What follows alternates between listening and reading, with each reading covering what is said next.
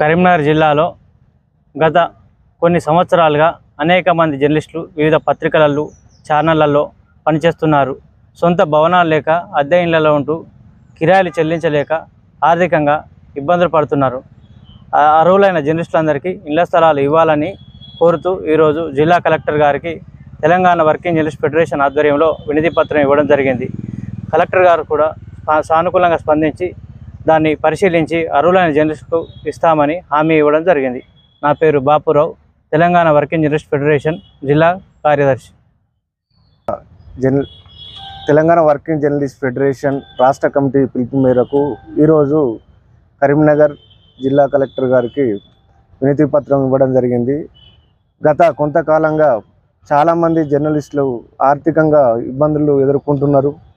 వారికి ఇల్లు అనేది ప్రధాన అంశంగా మారింది. కాబట్టి ప్రతి జర్నలిస్టుకు, అర్హులైన జర్నలిస్టులకు ఇళ్ల స్థలాలు ఇవ్వాలనే ఉద్దేశం కొద్దీ మనం ఈరోజు జిల్లా కలెక్టర్ గారికి వినతి పత్రం అందజేయడం జరిగింది. వారు కూడా సానుకూలంగా స్పందించడం జరిగింది. నా పేరు కొమ్మర తిరుపతి రెడ్డి, జిల్లా అధ్యక్షులు.